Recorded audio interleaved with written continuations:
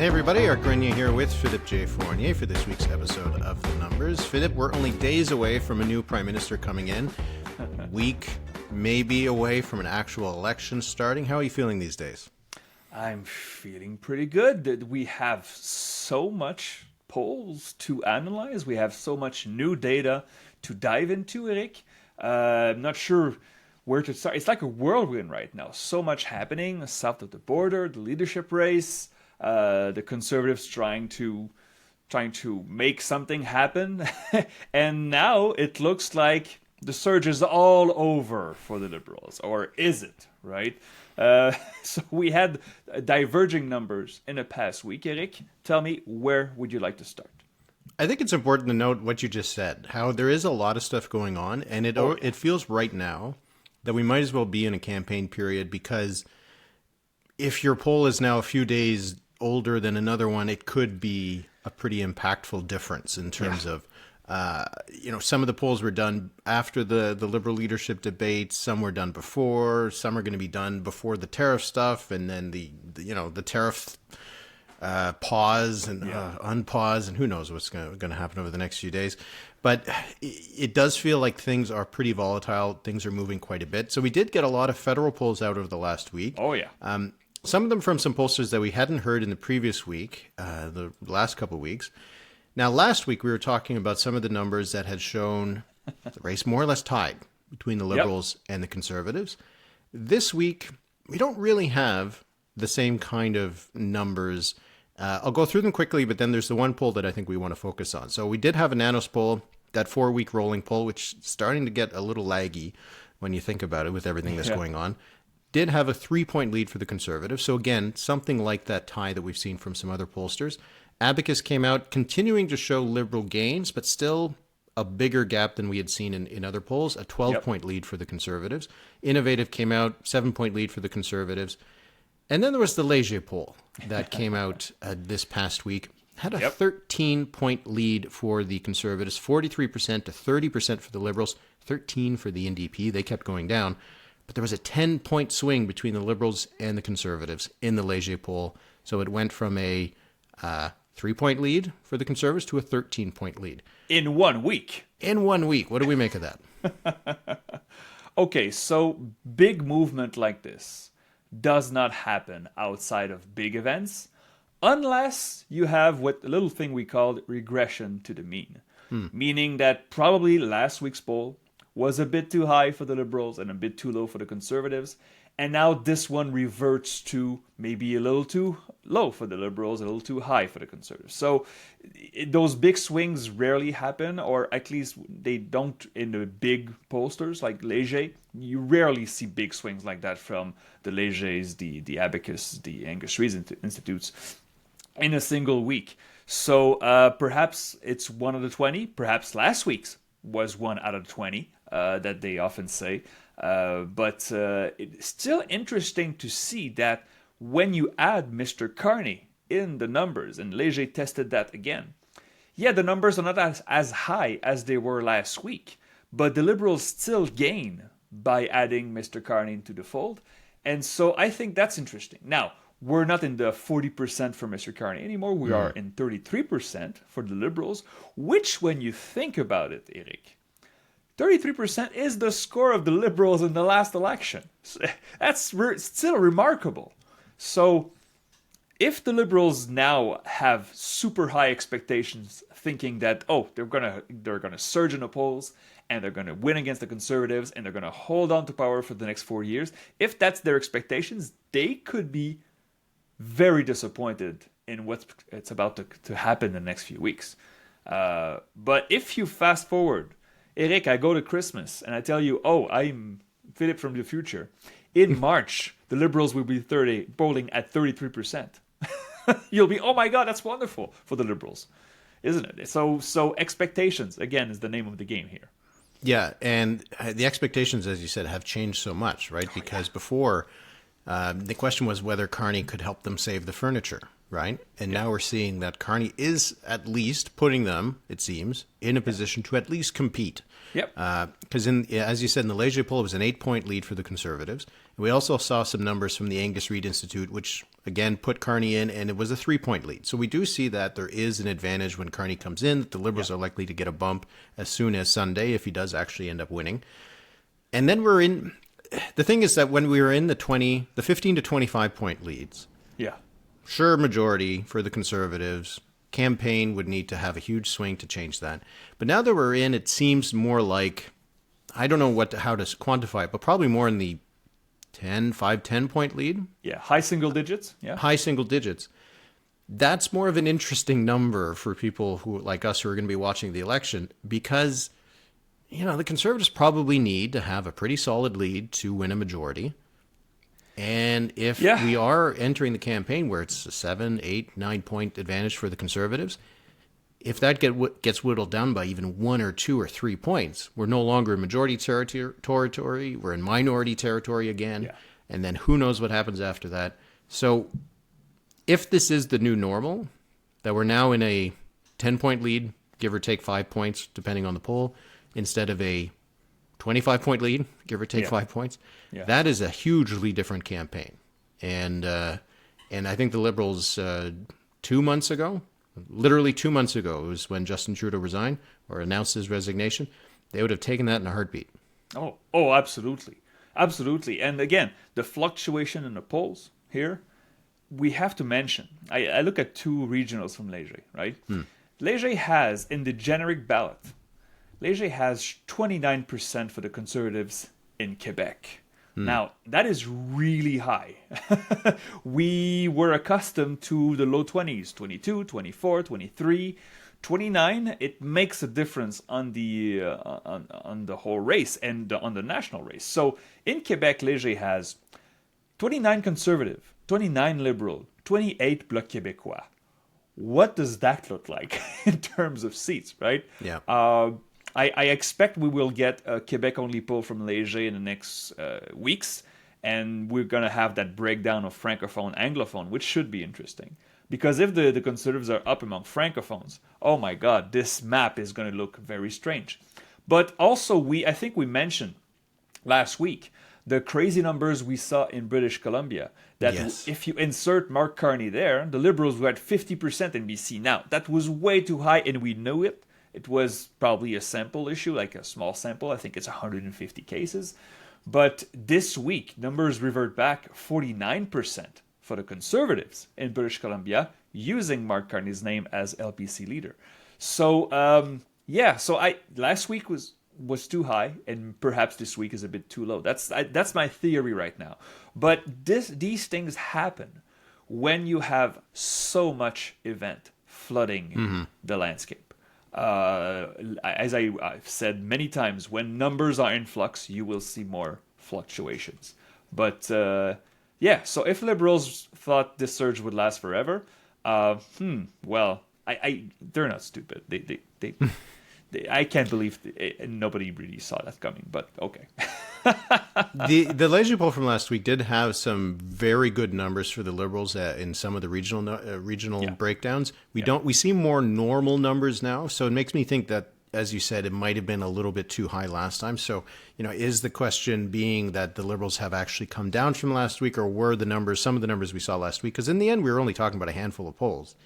Were some of them a little bit on the upper edge of the reality? And so I think that'll be the question that I'm going to be looking for when the next set of polls comes out, especially from the ones who did have a lead. So Ipsos, Ecos, for example, whether we actually see that they pull back too, or do they still find the same thing? So I think what we can probably conclude right now is that the surge might have been exaggerated, but it also might be coming down a little bit. I don't know. We'll have to wait and see what's going to happen going forward with some other numbers. But it's clear from the polls that we saw this week that the Liberals are in a better position than they were a month or two ago. Carney does seem to give them a bump, as we saw with the Angus Reid Institute. And the Abacus poll I thought was interesting too, because it had, personal number tests, right? And for Carney, he is still a plus 10. We've seen his negatives come up a little bit more than his positives in recent days, but he is still a plus 10 among the general population. And, I mean, Singh's a minus 12. Trudeau's a minus 30, which is actually like good numbers for him compared to where it was before. And Poilievre is dead even. Yeah. So there's reason to believe that Carney should give the Liberals a bump because, on the whole, people like him more than dislike him. Yeah, absolutely. And I go back to the Angus Street Institute in Léger. So they fielded the same dates. So it's not a date issue that the Léger poll is more recent. The Angus Street Institute fielded the same weekend as Léger and had 40% for the Conservatives and 37% for the Liberals. So fluctuations, man. And as you said, that's not hugely different, right? Because it was 41-33 for the Liberal, exactly. in the Léger poll, right? It's within range, absolutely. Yeah. So, I see partisans already cherry picking the polls that they prefer. Of course. And of course, it happens all the time. It didn't happen when the Conservatives were leading by 25 because you had a poll. Oh, it's only 19 points now. We didn't see that. But get ready during the campaign. I know pollsters will get accused of being in the pocket of whichever party you don't like. And I think they keep switching back and forth. They keep on opening up their pockets for one party or the other. I think that's how it works. I think that's what we've seen. It's so ridiculous what we see online sometimes. We just have to, again, keep a cool head, go with the data, and carry on. So, all right. So Sunday is a big day because our next prime minister will be named. Although we'll actually see when the swearing in takes place. It could be a couple days later. I even saw some people say that maybe Trudeau could stay on in a caretaker role until the election's over. I don't think that's how they would do it. Not happening. I don't know why you would open yourself up to those charges of still being, a Trudeau Liberal. But anyway, the leadership race is taking place on Sunday. We're both expecting to be there. You never know with weather and all these kinds of things, but we'll get to see it. We got our media passes, so. We'll see if maybe we even record something on our phones. So maybe we'll have it on the next next week's episode. We'll see. But we're all kind of expecting that Carney will win. I saw this morning that 105,000 people have voted. So despite the issues that we've heard about in terms of getting verified and everything, that's actually a pretty decent number considering that it was 400,000 free signups. And a lot of those were probably not even real people or all that committed. So the fact that they already are at 105,000 who voted is actually, I was surprised the number was that high considering all the issues we've heard. But it's a leadership race. We're going to get some numbers. So, we got to do an over-under. Right? Yeah, we have to. Okay. We have to make fools of ourselves. Absolutely. Yeah. Did we do one for Poilievre? I think we did, eh? Yeah, I don't remember. The thing is, I don't think neither of us called 86% of the points. I think that's what it was, right? No, it was. Oh, actually, I don't think we were doing the podcast yet. No, we didn't. We weren't doing the podcast yet. That's pre. That's. Oh, I was. I think I was your guest. I was your guest on the RIP. Yeah, back in those days. Yeah. Oh, back on those days. We were so young. Okay, where do you, should I? You want to go first, or I go first?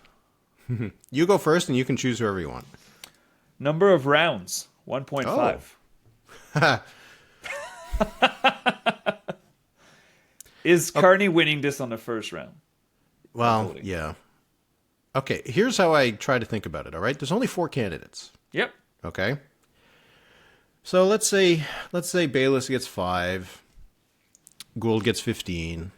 Freeland we need to get 30 to prevent Carney get 31 to prevent Carney from winning on the first. I think I'm going to say under. I think he gets it on the first. I don't think there's enough candidates, and I think Freeland looks like she's lost steam in this, and I think he wins on the first ballot. So I'm going to go with an under on 1.5 rounds. Is it a slight under or a very much under? Because I know you yeah. Hey, 50% plus 1, 50% minus 1. So it's you can't get drier, you can't get wetter. It's just what it is. So we had polls done from some firms, including Main Street Research, that claimed to be of Liberal members. And Carney was leading. but he was not crushing it. It's just that those polls obviously are not weighted by points. Yeah. And for me, it's the fundraising that just throws me. The fundraising advantage, you mentioned it last week, for Carney was so immense, was so important. You would have to think that this almost guarantees that he wins on a first ballot. Yeah. Okay, so you just mentioned, okay, let's assume Mr. Billis gets 5 and Karina Gould gets 15. You think Karina Gould gets 15% of the points on first ballot? I don't know. Let's say if between them they get 20. Oh, that's still high, though. That's still very but high. I'm saying that's how you get to 50. Yeah, no, right. Okay, I'll also say under, but I have no confidence in this. I like to make calls with numbers, and now we're just flying blind. But it's fun. I think it's going to be a first ballot, but I do not see Justin Trudeau 2013 or Pierre Poilievre 2022 win. I don't see an 85% of points because the debates were interesting. I don't think Mr. Carney won the debates, but I think the two other candidates, Monsieur Bayliss and Ms. Gould, did really well.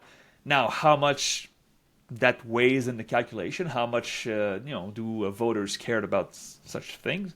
So I'm going to say first ballot as well, but I don't know if I have to guess, 55%, 54%. Yeah, that's kind of what I'm feeling too. That it's a little bit, and if it was like it went to a second round, he'd get bumped up to like 60 or something like that. Okay, so we'll do another over under. Let's see. How about over under on the gap between Freeland and Gould, and let's say I put the gap at 10 points in the first round. Between Freeland and Gould, so in points or in votes? In points, right? We'll talk only in points because that's just how the race is being settled. Just to make sure. Oh, it has to be more than that.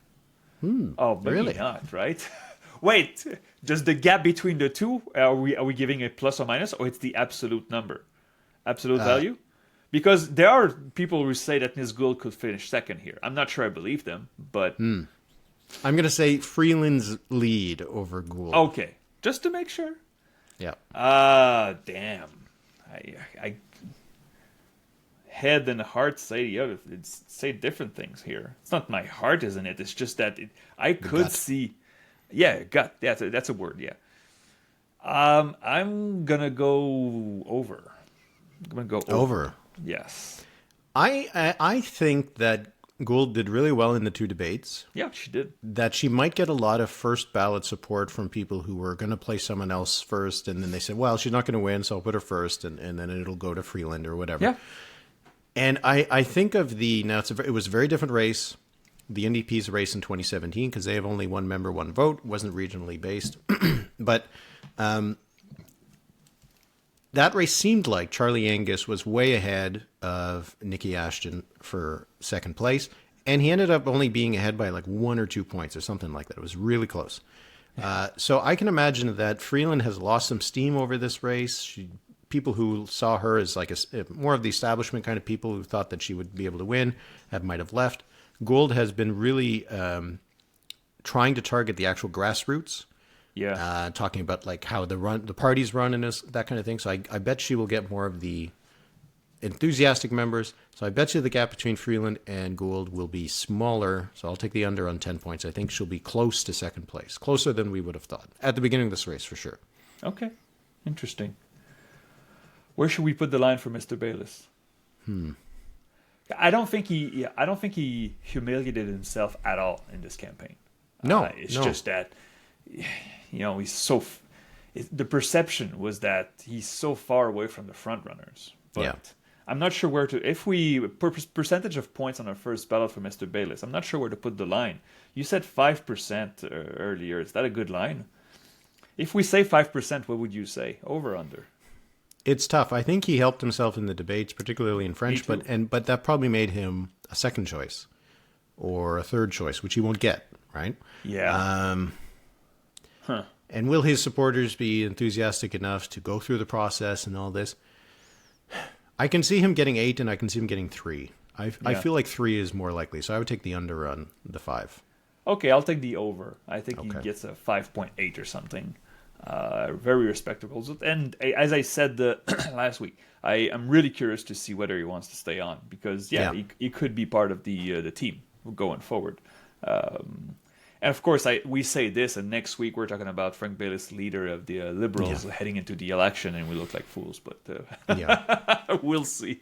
Yeah. No. Then we'll just shut the podcast down. I think at that point. Okay. How about this one? And this will be my last one. So I don't know if you want to have another one, but this could be the last one. So assuming that Carney wins, the amount of provinces that on whatever ballot he wins on, if it's the second, the third.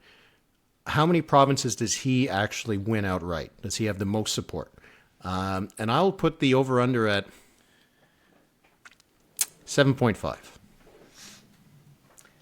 So in how many provinces does he get the most points on the first ballot? Is that what you're saying? Well, on the ballot that he wins on. Okay. 7.5. Taking the over. Really? I think it's... I think it'll be a near sweep. Where is Miss Freeland capable of beating him if she does? I guess my question would be whether she gets any more support on the prairies, whether if her team has been targeting them more. Yeah. They're both, have roots in Alberta, so it's hard to know who wins that. Yeah. There's always like one province in Atlantic Canada that bucks the trend, like PI ends up going for... Like, I think PI went for, like, Leslyn Lewis in, like, one of the races. Like, there's always, like, some weird thing like that.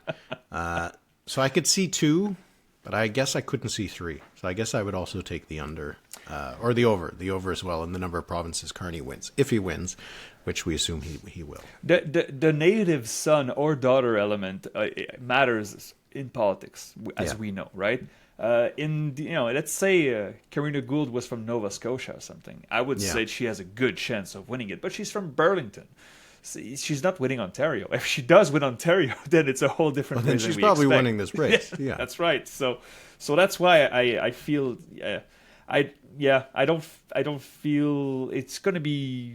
I don't want to say uniform, but seems to be a big push for Mr. Carney in this last stretch. So the over. So.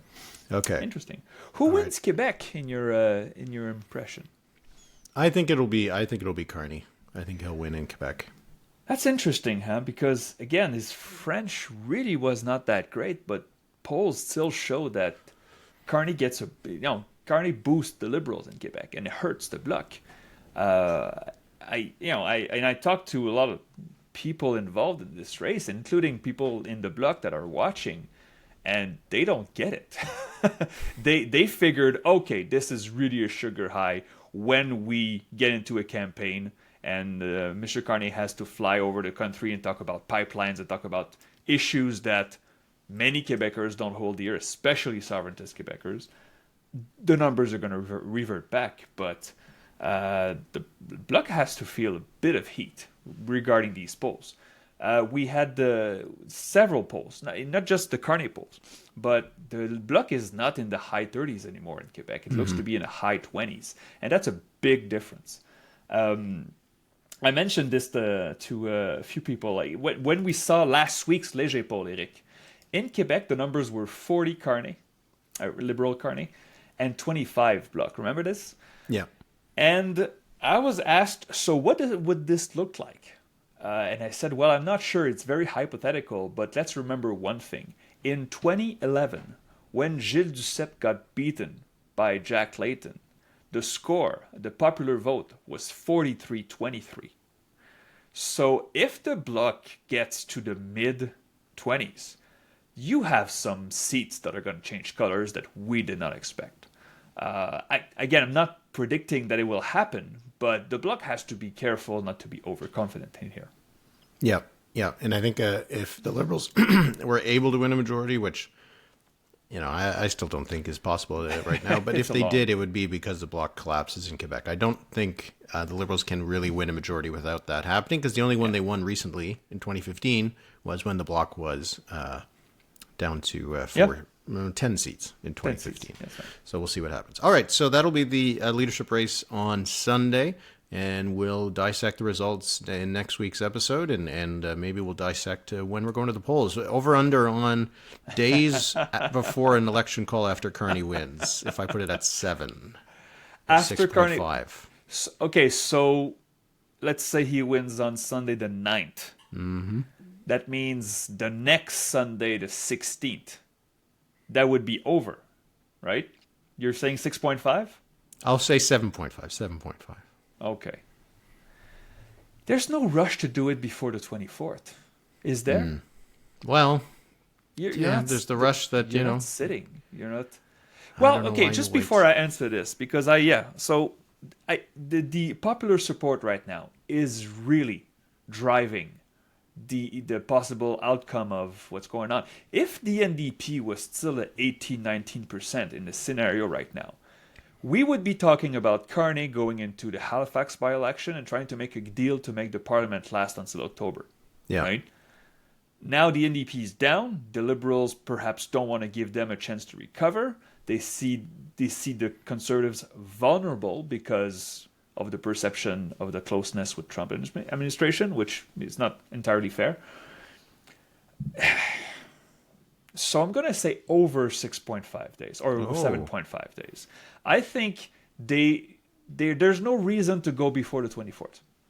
You have to put a team together. You have to organize. You have to. There's no reason. And as for election day, well, what do you say, Eric? You say under? You say he's going to call it within 3-4 days? No, I think it'll be the Sunday after. I think it'll be a week. Sunday the 16th? I just don't see why you would risk... The longer he's prime minister, the longer he has to disappoint people. And if they go on the basis of we need a mandate to go against Trump, we can't trust the NDP, Conservatives want to bring us down, the Bloc separatists, so we just need to go. I mean, it worked for Ford, and yeah, it did. Sure, I think it would work for Carney. So that's why I would say he should go as early as he can, so that there's not a reason to have to delay.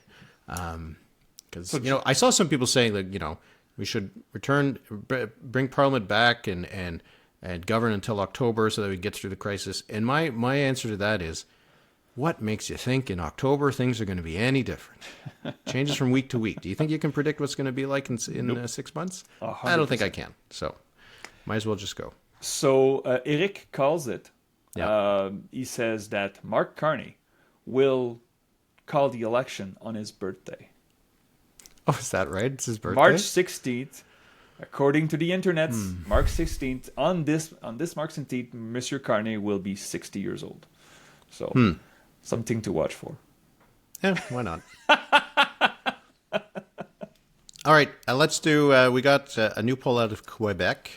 Hey, don't pronounce it like that. Come on. I love doing that. There's a W in Quebec, didn't you know? Anyway, right. This was a new poll out of Quebec. It was from Palace. That's right. And was it you who commissioned it? Yes. L'actualité So magazine. All right. Yes. So they're in your pocket. What were the results? Okay, so I figured this was the last chance to squeeze in a Quebec poll before we talked about federal politics for the next 2 months. And so this Palace poll of Quebec only, 1,120 respondents fielded February 28th to March 1st. Parti Québécois remains in first place but slips 3 points compared to the previous Palace poll, 32% for the PQ. The Liberals gain 4 points, similar as Léger, something that Léger saw last month, at 22%. The CEQ doesn't move with everything that's happened. With the incumbency being helped by the turmoil with the United States, we see Danielle Smith's more popular, Doug Ford's more popular, Justin Trudeau, oh my God, is more popular. François Legault doesn't pick that up. The CQ is at 20% in Quebec. So that's half of their electorate that they lost since 2022. The Quebec Conservatives at 15% province-wide. And in that poll, the regionals show 36% in the greater Quebec City area, in first place, tied with the PQ. And poor QS, it's not going well for Québec Solidaire, 10% across the province. Among francophones, 37 PQ, 23 CAQ, 15% Conservative. The Liberals, 14%. That's the best poll from the Liberals among Francophones since the last election. And Québec solidaire at 10%. Eric, comments. What do you think? I do wonder how much there is bleed over from federal. I know that Quebec is always, pretty good at keeping the two separate. But you have the Liberals up, and sure, they're in the leadership race, but I don't think it's been that exciting of a leadership race. So I do think that they're getting some benefit from their federal cousins. And the fact that the Conservatives, the Quebec Conservatives, are so high in Quebec City makes me wonder if that is also... because the federal Conservatives still do really well in Quebec City. So I wonder if there is some sort of bleed over effect there. But it does, to me, rule out, at least for the foreseeable future, any notion that François Legault would have had to try to replicate Doug Ford's success and go early, because he would go early to his doom. I updated the seat projection. It's worth noting here. So 63 seats needed for a majority at the Quebec National Assembly. PQ 66, so barely in majority territory. Liberals 36. Conservatives, just remind Conservatives, they have 0 seats right now. They did not elect anybody. 9 seats. Québec solidaire 6 seats. CAQ 6 seats. So that would be a loss of 84 for François Legault. It's pretty bad. And when you look at the leader approvals, because that was included in a poll, it published this morning in L'Actualité, go check it out. Legault has a minus 41 rating. Yikes. So do you have a favorable or unfavorable impression of François Legault? 62% unfavorable, 21% favorable.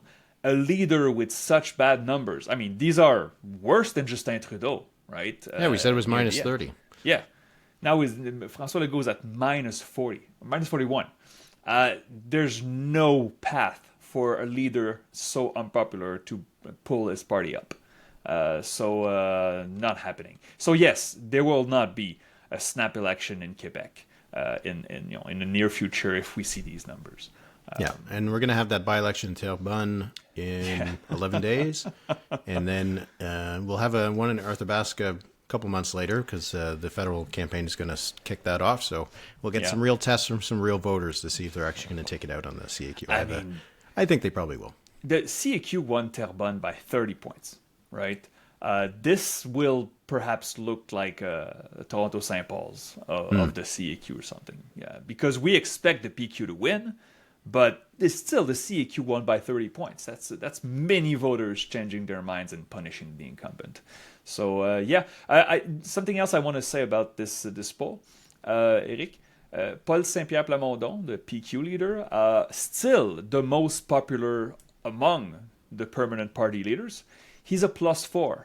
The thing is, last fall, same pollster, same question, he was a +17.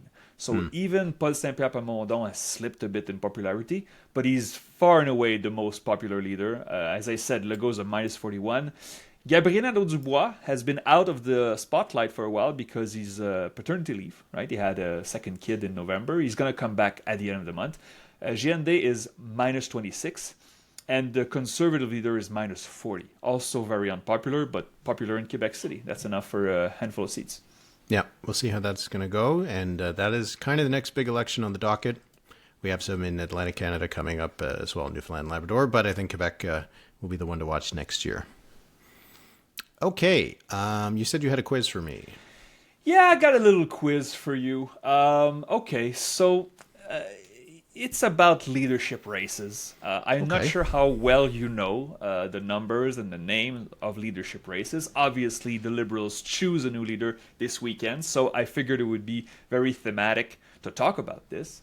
Are you aware of past leadership races for the Liberals, Eric? How much of an expert are you on these topics? Enough. We'll see. Okay, all right. We're gonna go backwards in time because I think that's your favorite, right? It is, yeah. So we go to the previous leadership race. It was in 2013. It was won handily by a young Justin Trudeau. Eric, number one, in the 2013 Liberal Party of Canada leadership election, who finished second? Oh, that was Joyce Murray. All right, very well. You got your point. Who finished third?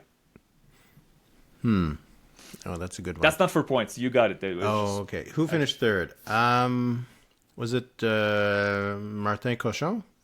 No, it was not. It was Martha Hall Finlay. Oh, she was still in it? I thought she had dropped out. I see here 5.7% of points. Maybe she dropped out, but she beat Cochon. So Okay. All right. Well, you got your points, Joyce Marie. Okay. How many points do I need? Oh, I didn't. How many questions? How many questions you got for me? 1, 2, 3, 4, 5, 6, 7, 8. 8 questions. So I'm gonna say 7 is gold. Okay. And 6, 5. Yeah, okay. Got it. The 2009. We go back in time. Leadership election. Everybody dropped out, but Michael Ignatieff. Eric, how many delegates in percentage did Michael Ignatieff get? Because it wasn't 100%. Right. I'm going to give you a range of plus or minus 2. I think it was like 93.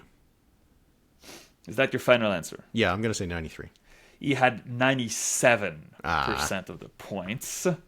And the rest were thrown ballots, which is interesting. So you choose between Michael Ignatieff and nobody. I choose nobody. So More people probably should have done that based on the results. well, he was still their best option. He was the only one left, right? Yeah, he was the best option. Yeah. We go back in time. Number 3. Do you remember the 2006 Liberal Party of Canada Leadership Convention? It was in Montreal. I would like you to tell me, on the first ballot, who were, in the right order, the top 3 candidates. On the first ballot. On the first ballot. Okay, Ignatieff was leading, and then it was Ray. And how many do I need? The 3. All of them? You need the third one. Oh, No, just 1 through 3. Okay, 1, 2, 3. Oh, who was third? I think it was Gerard Kennedy who was in third at that point. And then Steven moved ahead later. So that's my answer. Michael Ignatieff got 29% on the first ballot and was first. Bob Ray got 20.3% of the points, and the delegates, and was second. And then third and fourth place, 0.1% difference. Stéphane Dion, 17.8. Gerard Kennedy, 17.7. I thought it was later on in the balloting that Dion moved ahead of Kennedy. Okay. Ken Dryden had 5%, Scott Bryson 4%, Joe Volpe, that's a name that's I haven't heard in a long time, 3%, and Martha Hall Finlay, 2.7. Okay. All right, gold's out of the picture. I can still get silver if I run the table. Okay. So we go... Oh, hang on. My page just loaded here. Do you remember the 2003 Liberal Party Convention? A little bit? A little bit. Who were the 2 names? Because there were only 2. Is that the quiz? No, it's not the quiz. I'm just testing you. It was Paul Martin and Sheila Copps. Okay. I want you to tell me... I'm going to give you a plus or minus 2 range. How many percentage of delegates did Paul Martin get? In this one, I think it was 93. Is that your final answer? Yeah. 93.8% is correct. So you are within range, Miss Copps. It was the delegate count was 3,242 for Paul Martin and 211 for Sheila Copps. Okay. All right. You're doing well. This is not easy. Okay. We're going back in time. 1990. Liberal Party of Canada leadership election. So let me just... Oh, again, all my pages reloaded. Okay. Okay. How many rounds of voting were there? Was won by Jean Chrétien, by the way. Yeah. I think there were 4 names. Jean Chrétien, Paul Martin, Sheila Copps, and Tom Waddell. Yeah. Waddell. Yeah. I think it was just 1. I think he won in the first. Final answer? Yeah. He won in the first round with 56.8% of the points. Wow, you're doing well. That sounds like we might get something like that again this weekend. Absolutely. 1984. 1984. What was... Okay, hang on. Again, I lost it here. Okay. So, Mr. Turner won. I would like you to tell me who finished second and third on the first ballot. Okay, well, Jean Chrétien finished second. Yes. Oh, and third. He had 8% the vote on the first ballot. Oh, I do not know. I cannot think of who it was. I don't know. Winters? No. Sorry. No. But you know what? That was kind of a tough question because I don't know who that is. Donald James Johnston. Oh, okay. Does that ring a bell? Yeah, the name rings a bell. Yeah. I think he was a diplomat for a while. Okay. All right. I'm going to go back. 1968, my friend. Okay. Who won? No, sorry, I'm kidding. I think I'm already out of the running for a medal, but now it's just to see how many more I can do. Okay. 1968. Who finished second to Pierre Trudeau in the first ballot? That was Winters, wasn't it? His name was Robert Henry Winters. He had Yes. 12.3% on the first ballot. And he got all the way to the fourth ballot. He got 40% of the vote. So it was a good outing for Mr. Winters, but lost to Pierre Trudeau, obviously. And last one, 1958. Okay. The leadership race for the Liberals was won, of course, by Lester B. Pearson. Who was the runner-up? 1958.